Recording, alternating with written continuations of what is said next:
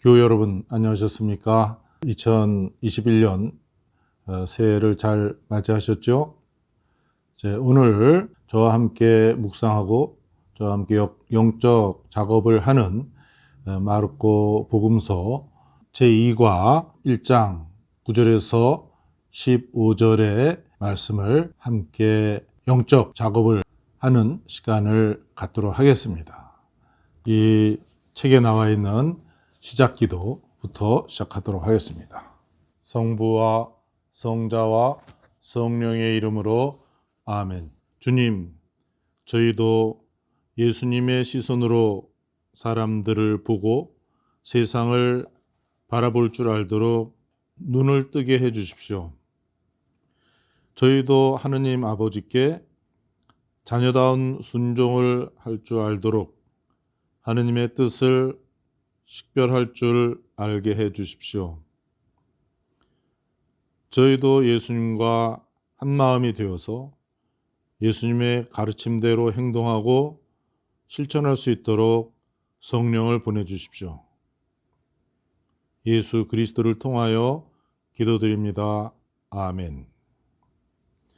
오늘은 마르코복음 1장 9절에서 15절의 말씀을 먼저 제가 읽고 또 여러분은 이 구절을 손으로 써 보시기 바랍니다. 그 무렵에 예수님께서 갈릴레아 나자렛에서 오시어 요르단에서 요한에게 세례를 받으셨다. 그리고 물에서 올라오신 예수님께서는 곧 하늘이 갈라지며 성령께서 비둘기처럼 당신께 내려오시는 것을 보셨다. 이어 하늘에서 소리가 들려왔다. 너는 내가 사랑하는 아들, 내 마음에 드는 아들이다. 그 뒤에 성령께서는 곧 예수님을 광야로 내보내셨다.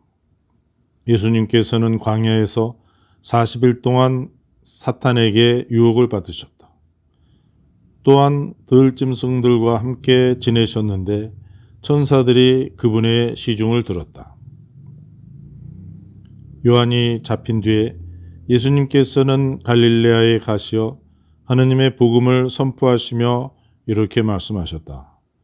때가 차서 하느님의 나라가 가까이 왔다. 회개하고 복음을 믿어라.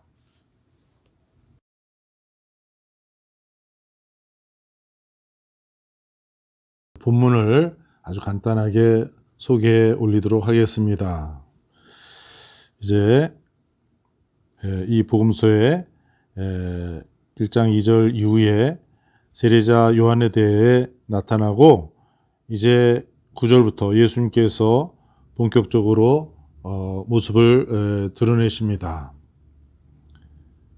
예수님은 누구이신가 하는 것을 본격적으로 복음서를 쓰면서 이 마르코 복음서 저자는 분명하고 간결하게 또 강력하게 말씀하고 있습니다. 너는 내가 사랑하는 아들, 내 마음에 드는 아들이다. 그러니까 삼위일체 안에서 이분은 하느님의 아드님이십니다. 성령께서 함께 하시면서 이 진실을 분명하게 드러내셨습니다. 우리가 예수님에 대해서 낯설어서도 안 되고 또 예수님을 너무 쉽게 안다고 해서도 안 되겠습니다. 나도 나 자신이 누구인지 다 알지 못하고 인간도 신비로운 존재로 남아 있습니다. 예수님에 대해서 좀 더 겸허한 마음으로 다가갈 수 있도록 해야 되겠습니다. 예수님은 삼위일체 안에서 하느님의 아드님이심을 우리는 믿고 있습니다. 요르단강에서 세례자 요한이 준 세례는 우리가 받은 세례하고 전혀 다릅니다. 이스라엘 사람들이 왜 우리가 로마 제국의 식민지로 있으면서 이렇게 모욕을 당하고 모든 것을 빼앗기면서 비참하게 살아야 되는가? 그래서 이제 정치적인 해결을 하려고 혁명당원들도 나타나고 여러 가지의 해결책을 시도하는데 이제 세례자 요한은 이제 우리가 하나님께 죄를 지었기 때문이다. 하나님을 배신했기 때문이다. 하나님을 떠났기 때문이다. 그래서 우리가 하나님께로 돌아오는 정화 예식을 가져야 되겠다. 그러니까 민족 회개 운동이라고도 말할 수 있겠습니다. 거기에 예수님께서 기꺼이 동족들의 운명에 동참한 한 인간으로서 동참하신 것이죠. 그러나 이제 그때 세례를 물속에 들어갔다 나오실 때 하늘이 갈라지고 성령께서 내려오셨다. 비둘기 모양으로. 그러니까 근본적으로 인간의 비참함은 우리가 창세기 1장에 2장에서 보던 그 하느님과 함께하는 낙원을 인간 스스로 떠났기 때문입니다. 인간이 하느님처럼 되려고, 하느님 없이 내가 하느님처럼 살겠다. 하느님이 가르쳐 주시는 대로 선과 악을 구별하는 것이 아니라 내 나름대로 내 척도에 따라서 선과 악을 내가 스스로 판단하겠다. 그러면서 하느님을 떠나고 그러면서 인간은 비참하게 되었습니다. 하늘이 닫혔습니다. 그래서 이사야전서 63장 19절에 보면은 당신께서 하늘을 찢고 내려오신다면 갈망하고 있었습니다. 구약시대. 그런데 바로 하늘을 찢어내면서 하늘이 갈라지면서 하느님께서 성령께서 비둘기처럼 내려오셨습니다. 그러니까 이 비둘기는 노아의 방주에서 그 노아 홍수의 징벌이 끝났음을 확인시켜주는 올리브 새순을 입에 물고 온 그 비둘기를 우리가 생각하면 되겠습니다. 이제 구원의 시대가 다다랐다 하는 것입니다. 그러면서 이제 예수님에 대한 하느님 아버지의 선언이 이어지죠. 너는 내 사랑하는 아들, 내 마음에 드는 아들이다. 이처럼 하느님의 아드님께서 우리 가운데 한 인간으로서 모습을 드러내셨습니다. 이제 하느님께서 이 땅을 또 하나님의 모습으로 창조하신 특별히 사랑하는 인간들을 어떻게 외면하실 수만 있었겠습니까? 하느님의 세상이죠. 하느님이 창조하시고 그리고 인간을 어떻게 찾아오지 않을 수 있겠습니까? 그러니까 하느님의 아드님께서 이 세상에 오셔서 하시고자 하시는 것은 이 땅이 하느님의 땅이다. 하느님의 다스림이 이루어져야 된다. 사랑의 다스림, 증오와 미움이 아니라 사랑의 다스림, 폭력이 아니라 평화의 다스림. 예수님께서 십자가에서 폭력으로 희생되셨는데 이제 부활하시면서 참 평화를 갖다 주시지 않으십니까? 이 생명과 사랑과 평화가 다스리는 이 하느님의 나라를 예수님께서 선포하시는 것이었습니다. 때가 차서 하느님의 나라가 가까이 왔다. 때가 찼다는 것은 이미 하느님의 나라가 우리 가운데 왔다는 것입니다. 예수님께서 이제 환자들을 치유해 주시고 마귀들을 쫓아내 주시고 또 풍랑을 잠잠하게 해주시고 죽었던 사람도 다시 살리십니다. 하느님 나라가 왔다는 것을 증명하는 것이죠. 그러나 가까이 왔다. 아직 오지 않았다. 예수님도 십자가의 그 폭력에 희생되셨습니다. 또 우리 안에도 아직 하나님의 나라가 다 오지 않았다는 것을 우리의 어두운 체험과 고통을 통해서 우리가 쉽게 확인할 수 있습니다. 예수님께서 광야에서 지내셨습니다. 성령께서 예수님을 광야로 보내셨습니다. 거기서 사탄의 유혹을 받지만 그러나 들짐승들과 함께 지내셨습니다. 그러니까 여기서 이사야전서 11장 6절에서부터 9절을 한번 봅시다. 늑대가 양과 함께 살고 표범이 새끼 염소와 함께 지내리라. 송아지가 새끼 사자들과 더불어 살쪄가고 어린아이가 그들을 몰고 다니리라. 암소와 곰이 나란히 풀을 뜯고 그 새끼들이 함께 지내리라. 사자가 소처럼 여물을 먹고 젖먹이가 독사 굴 위에서 장난하며 젖 떨어진 아이가 살무사 굴에 손을 디밀리라.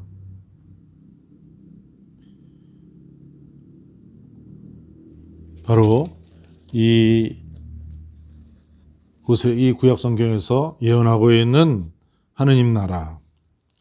늑대가 새끼 양과 함께 살고 송아지가 새끼 사자와 함께 살쪄가는 그 하느님 나라가 예수 그리스도와 함께 이제 시작되었다는 것을 이 복음서는 우리에게 알려주고 있습니다.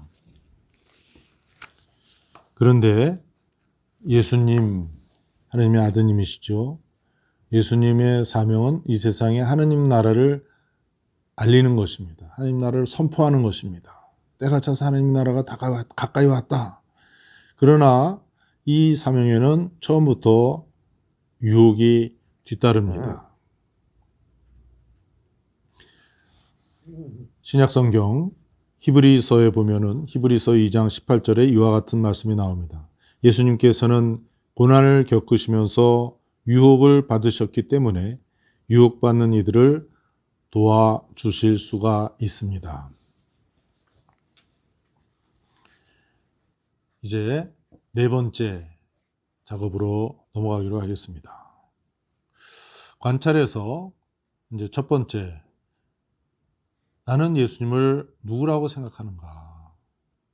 한번 여러분들 천천히 좀 더 깊이 있게 나와 예수님과의 관계를 돌아보고 나는 과연 예수님을 누구라고 여기고 있는가? 예수님을 누구라고 믿고 있는가? 마르코복음에서는 1장 1절, 마르코복음의 원래 제목이라고 할 수 있는 여기서도 바로 이것을 강조하고 있죠. 또 지금 우리가 보고 있듯이 즉시 하느님 아버지께서 성령과 함께 예수님이 하느님의 아들이심을 분명히 알려주고 있습니다. 자, 이제 나는 예수님을 누구라고 여기면서 살아왔는가? 또 지금 이제 나는 이 복음서를 읽으면서 영적 작업 속에서 어떻게 예수님을 생각하고 있는가? 좀 더 시간을 두고 숙고해 보시기 바랍니다. 우리 교회가 굉장히 활발한 교회입니다. 젊은 교회인데도 온 세상 사람들이 눈이 휘둥그레질 정도로 활발한 교회인데, 그러나 바로 우리 이 교회의 중심인 예수 그리스도, 예수님 과연 누구로 여기고면서 예수님을 어떻게 믿고 있는가 좀 다시 숙고해 보시기 바랍니다. 그리고 좀 써보십시오.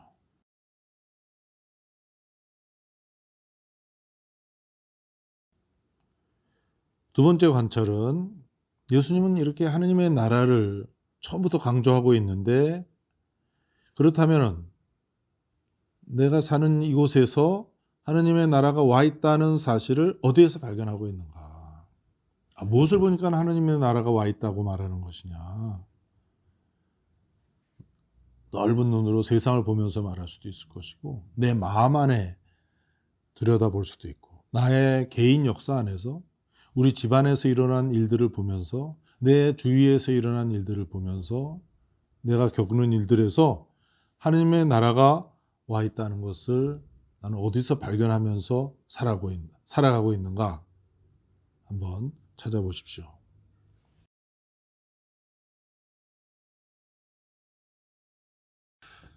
네, 세 번째 관찰은 예수님도 이렇게 유혹을 겪으셨습니다. 히브리서 2장에서 말하고 있는 것처럼 우리 모두 유혹을 받는 사람들입니다. 예수님께서 기도할 때 유혹에 빠지지 않게 해달라고 기도하라고 하셨습니다.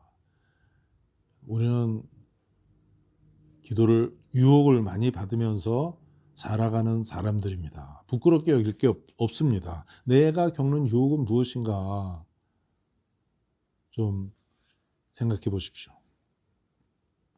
물론 기록도 해보시기 바랍니다.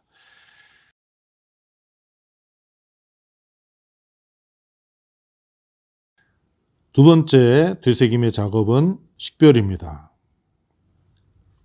우리는 예수님을 어떻게 보는가? 하느님으로만 바라보고 있는가?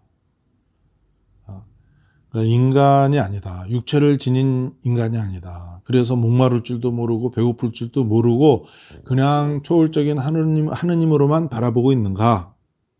아니면 인간으로만 바라보려고 하는가? 예수님은 우리에게 좋은 진리를 깨닫게 해주시는 분, 그러면서 심리적으로 편안하게 해주시는 분인가?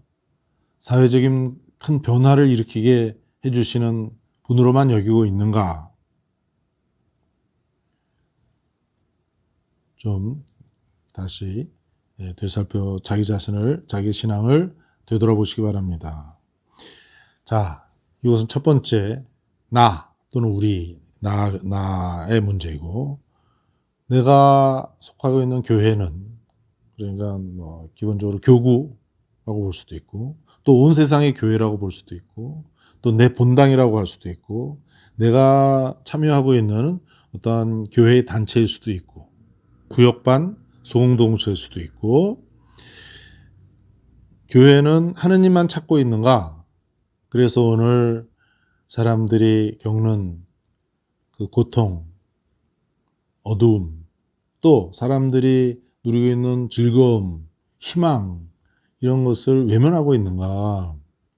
아니면 인간적인 것만 찾고 있는가? 도와주기만 하자. 아니면은 사회적 변화만 추구하고 있는 것인가? 여러분은 어떻게 보십니까? 조금이라도 한번 생각해 보시고 여러분이 갖고 있는 인상 이런 것들을 한번 정리해 보시기 바랍니다.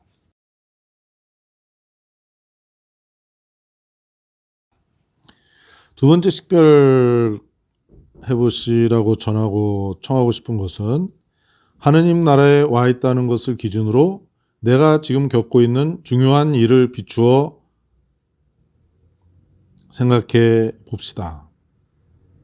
그러니까 내가 지금 겪고 있는 중요한 일이 내가 지금 여기 하느님 나라가 와 있다고 하는 믿음 속에서 이 일을 겪고 있는 것인지, 아니면 하느님 나라는 그냥 주님의 기도 때는 한번 슬쩍 입술에 올리고 말면서 나는 이런저런 일들을 겪으면서 살아가고 있는 것인지, 내 삶 속에서 하느님의 나라가 이미 와 있다, 이제 막 닥치고 있다는 그 믿음으로 내가 겪는 현실을 하나하나 보고 있는지, 내가 겪는 일들을 맞닥뜨리고 있는지 한번 되돌아보시기 바랍니다.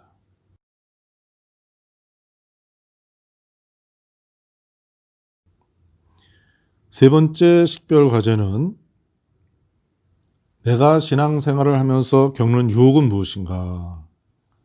내가 겪는 유혹은 무엇인가? 사람마다 다르겠습니다. 또 나이, 세대에 따라서 좀 다를 수도 있겠습니다. 또 신앙의 유혹인가요? 또 물질적인 유혹인가요? 정신적인 유혹인가요? 또 다른 사람과의 관계 안에서 겪는 유혹입니까? 내가 유혹 속에 있으면서도 하느님께서 나를 도와주신다고 믿으십니까? 아니면은 하느님하고 무관한 채 내가 유혹에 빠지고 유혹 속에서 고통당하고 그러면서 살아갈 뿐이라고 생각하십니까? 한번 다시 여러분들 되돌아보시기 바랍니다.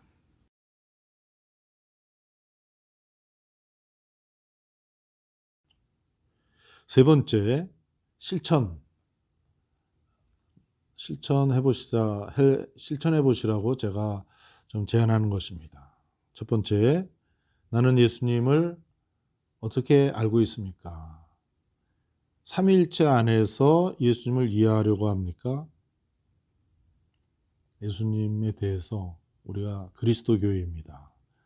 그런데 예수님을 그냥 한 사람으로만 바라보고 있는지, 그냥 주님이라고만 그냥 고백하는지, 삼위일체 안에서 이해하고 있는지. 여러분은 이미 교회 안에서 그 오래된 교회에 많은 성인 성녀들이 전달해 준 그 신앙을 배워 익혀오고 있습니다. 선물로 받았습니다. 여러분이 좀 더 자세히 생각해 보고 여기에 대해서 좀 대답을 찾아보시기 바랍니다. 여러분 나름대로.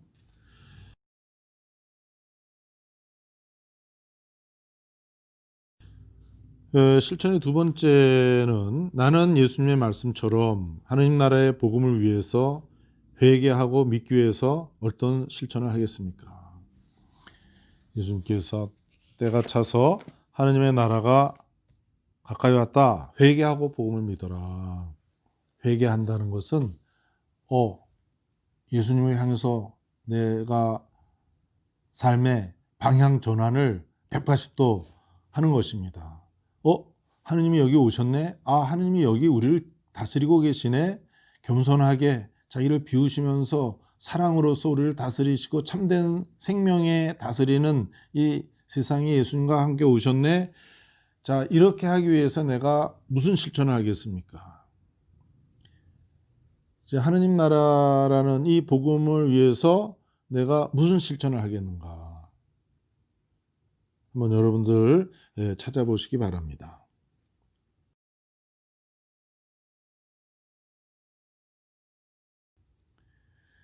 세 번째요. 이제 유혹. 내가 여러 가지 유혹을 겪습니다, 사실. 여러 가지 형태로 유혹을 겪는데 그 유혹 안에서 예수님이 나와 함께 계시다고 하는 사실을 믿습니까? 내가 유혹을 받을 때 바로 예수님께서는 그래도 항상 나와 함께 계시고 나를 도와주시고 나에게 끊임없이 사랑을 베풀어 주시고 나를 위해서 기도해 주시는 분이십니다. 이것에 대해서 여러분들 숙고해 보시기 바랍니다.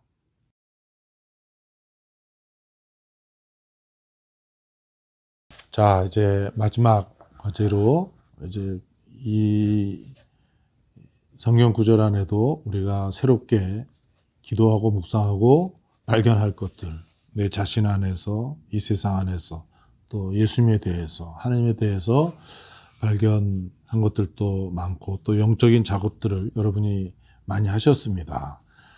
이 모든 것을 가지고 여러분들 기도해 보시기 바랍니다. 침묵 속에서 이렇게 성령께서 우리의 기도를 이끌어주고 계십니다. 기도가 정말 혀가 풀려서 많은 말을 하는 것처럼 쉽게 말이 나올 때도 있고 어떤 때는 침묵의 어둠 속에 빠질 때도 있습니다.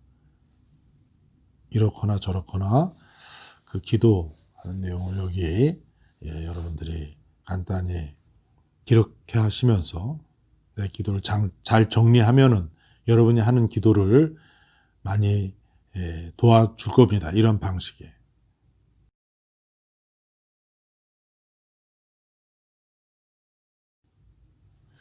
자, 그러면은 제가 부족하게 여러분들을 인도했나요? 좀이라도 도움이 되었으면 좋겠습니다.